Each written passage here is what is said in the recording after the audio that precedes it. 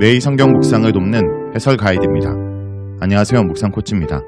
함께 읽고 나눌 말씀은 마태복음 26장 57절에서 75절까지 말씀입니다. 체포당하신 예수님은 곧바로 대제사장과 공회 앞으로 끌려가 신문을 받으십니다. 그러나 이 재판은 죄의 여부를 가리고 진실을 밝히려는 재판이 아니라 제목을 만들어 죽일 구실을 찾는 거짓과 불법으로 가득한 재판이었습니다. 57절에서 68절 읽겠습니다. 예수를 잡는 자들이 그를 끌고 대제사장 가야바에게로 가니 거기서 서기관과 장로들이 모여있더라. 베드로가 멀찍이 예수를 따라 대제사장들의 집들까지 가서 그 결말을 보려고 안에 들어가 하인들과 함께 앉아있더라. 대제사장들과 온 공회가 예수를 죽이려고 그를 칠 거짓 증거를 찾으매 거짓 증인이 많이 왔으나 얻지 못하더니 후에 두 사람이 와서 이르되 이 사람의 말이 내가 하나님의 성전을 헐고 사흘 동안에 지을 수 있다 하더냐 하니 대제사장이 일어서서 예수께 묻되 아무 대답도 없느냐 이 사람들이 너를 치는 증거가 어떠하냐 하되 예수께서 침묵하시거늘 대제사장이 이르되 내가 너로 살아계신 하나님께 맹세하게 하노니 내가 하나님의 아들 그리스도인지 우리에게 말하라. 예수께서 이르시되 내가 말하였느니라. 그러나 내가 너에게 이르노니 이후에 인자가 권능의 우편에 앉아있는 것과 하늘 구름을 타고 오는 것을 너희가 보리라 하시니 이에 대제사장이 자기 옷을 찢으며 이르되 그가 신성모독하는 말을 하였으니 어찌 더 증인을 요구하리요. 보라 너희가 지금 이 신성모독하는 말을 들었도다. 너희 생각은 어떠하냐. 대답하여 이르되 그는 사형에 해당하니라 하고 이에 예수의 얼굴에 침뱉으며 주먹으로 치고 어떤 사람은 손바닥으로 때리며 이르되 그리스도야 우리에게서 선지자 노릇을 하라. 너를 친 자가 누구냐 하더라. 본단락은 가야바와 예수님의 대립에 집중하고 있습니다. 마태복음은 예수님과 가야바를 대립시켜 누구의 권위가 더 높은지를 보여주려고 합니다. 독자는 신문 장면을 통해서 예수님과 가야바의 충돌에 나타난 하나님의 정체가 무엇인지 예수님의 법정과 가야바의 법정의 대조를 볼 수 있습니다. 예수님을 체포한 자들은 그를 대제사장 가야바에게로 끌고 갔습니다. 사나들인 공회는 대제사장의 집과 같이 별도의 장소에서 열릴 수 있었습니다. 잠시 장면이 바뀝니다. 베드로는 예수님을 따라 대제사장의 집까지 왔습니다. 그는 여전히 두려움 때문에 예수님과 거리를 두고 있었습니다. 마태복음은 초점을 다시 예수님의 신문 장면으로 돌립니다. 유대법정은 거짓 증인들에게서 거짓 증언을 찾고자 합니다. 유대법정은 예수님을 죽일 권한을 갖고 있지는 않았지만 사형에 해당하는 죄를 지었다는 사실을 밝혀내서 로마의 법정을 압박할 사유를 찾고자 합니다. 거짓 증언을 할 사람은 많이 왔지만 사내들이는 거짓 증언을 확보하지 못했습니다. 두 증인의 증언에 대해서 예수님은 침묵하고 계셨기 때문에 대제사장은 예수님의 대답을 재촉합니다. 예수님은 침묵하십니다. 예수님의 침묵은 고난받는 종의 침묵과 연결될 수 있습니다. 자신의 고난이 하나님의 뜻에 따른 것임을 아시는 예수님은 자신의 진실을 변호하지 않으십니다. 예수님의 침묵이 길어지자 대제사장은 살아계신 하나님을 걸고 맹세하면서 예수께서 그리스도 하나님의 아들인지 말할 것을 요구합니다. 대제사장이 하나님의 아들인지 묻자 예수님은 내가 말하였느니라 라고 대답합니다. 당시에 누군가 자신이 그리스도나 하나님의 아들이라고 말한다고 해서 자신이 신이 아니라고 말한 것은 아니었습니다. 가야바의 정죄는 내가 너에게 이르노니 이후에 인자가 권능의 우편에 앉아있는 것과 하늘 구름을 타고 오는 것을 너희가 보리라 라는 예수님의 선언 뒤에 나왔습니다. 그러므로 이 구절은 신성모독을 이해하는 열쇠가 됩니다. 64절은 시편 110편 1절과 다니엘서 7장 13절에서 14절을 인용한 내용으로서 예수님은 자신의 신적인 위치에 있다고 밝힙니다. 24절의 배경이 되는 다니엘서 7장 13절에서 14절은 하늘 법정의 전형적인 본문입니다. 구약과 유대 문헌 사이에서 하늘 법정의 주요 기능은 재판입니다. 유대 법정은 예수님이 자신을 신의 위치에 놓으며 유대 지역의 안정을 위해 세움받는 자들을 능멸하고 있는 것으로 받아들였을 것입니다. 예수님의 주장은 신적인 권위를 부여받아 이스라엘 안정을 책임지고 있다고 믿었던 유대 지도자들에게 큰 위협이 될 수밖에 없었습니다. 대제사장은 옷을 찢으면서 신성모독의 죄로 예수님을 정죄합니다. 예수님은 하늘법정의 그림으로 자신이 청상세계에 속한 신적인 존재요. 하늘법정에서 사내들인을 재판할 것을 암시하여 신적인 권위를 부여받은 지도자들, 그것도 대제사장을 공격했기에 가야바는 예수님을 향해 신성모독이라 외친 것입니다. 어느 법정, 누구의 권세가 더 강할까요? 정답은 예수 그리스도와 하늘법정입니다. 가야바는 지성소에 들어가는 특권을 지녔기에 하나님의 권위를 부여받았다고 믿었습니다. 그러나 인자인 예수님은 지성소의 본체인 하늘 또는 하늘 보좌에 앉을 것이며 하늘의 구름을 타고 하늘법정을 주재하실 것입니다. 땅의 현실은 예수님이 대제사장과 유대법정이라는 최고의 권세 앞에 제수로 서서 치욕을 당하는 모습을 보이지만 하늘의 진리는 이 제수가 하늘과 종말의 심판자로 와서 그들의 앞에 세워놓고 재판을 하는 권세를 가지고 있다는 사실입니다. 미래에 일어날 대역전의 암시는 하늘의 뜻을 따르는 자들이 사람들 앞에서 그들의 주를 부인하지 않도록 격려합니다. 69절에서 75절 읽겠습니다.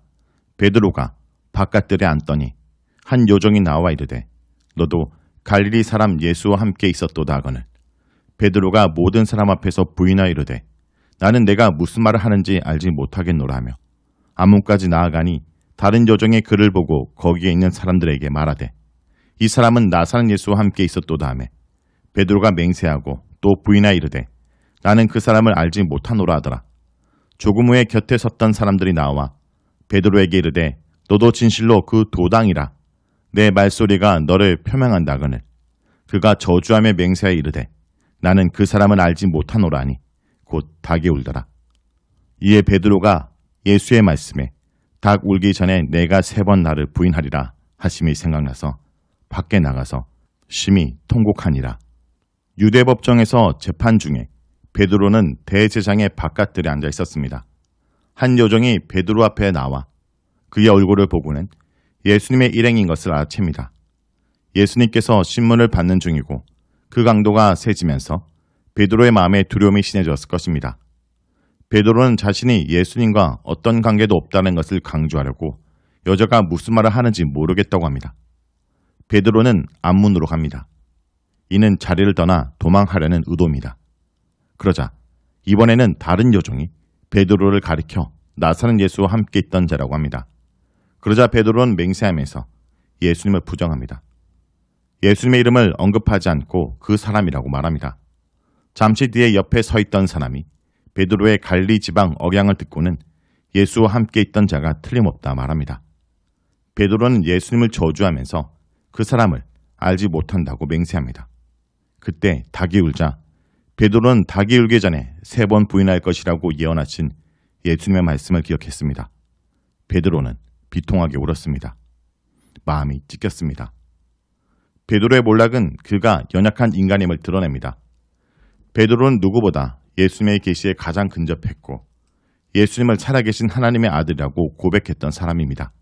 베드로는 성경 기록에서 전에도 없고 후에도 없던 기적, 곧 무리를 걷는 수준의 믿음을 가졌던 사람입니다. 그러나 위협 앞에서 얼마 전에 자기 입으로 내뱉었던 고백을 잊어버리고 예수님을 부인합니다.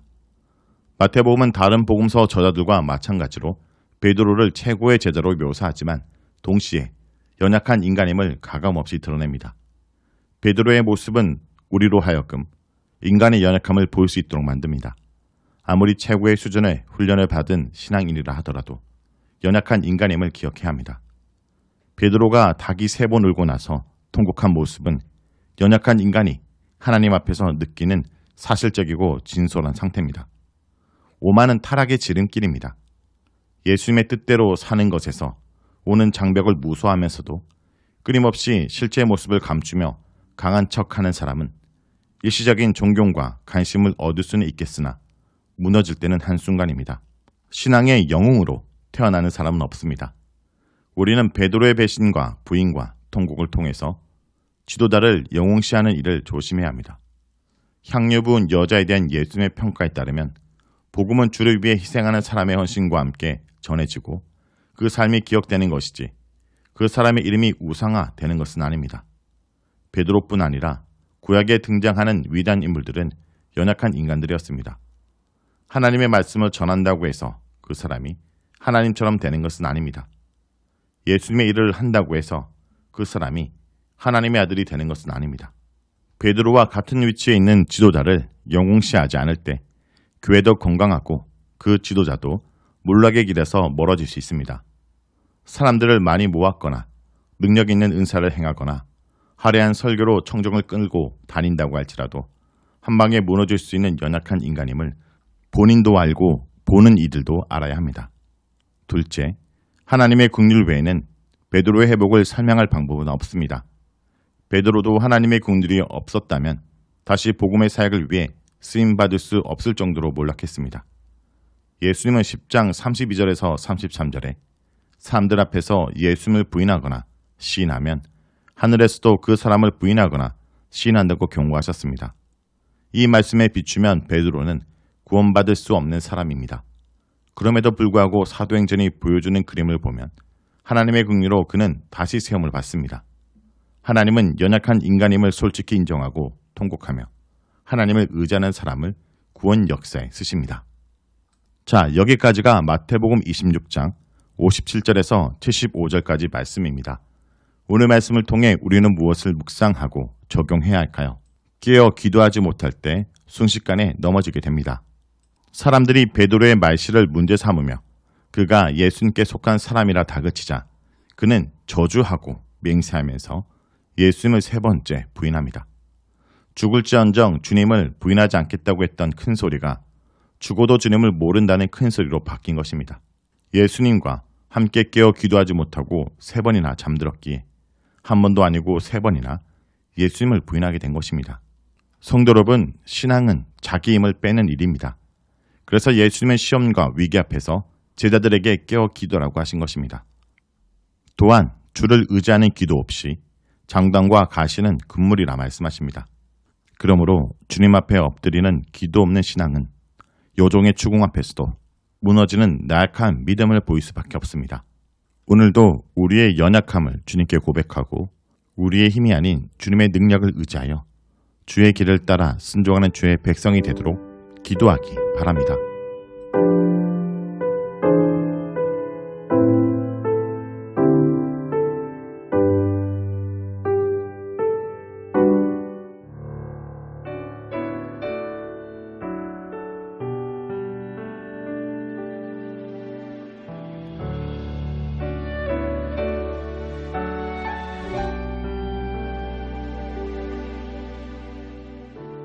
십자가 그 사랑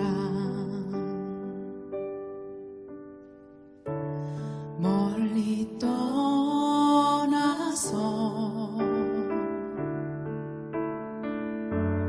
무너진 나의 삶 속에 잊혀진 주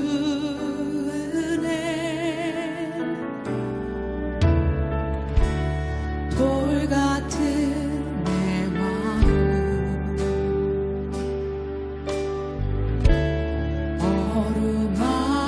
어루만지사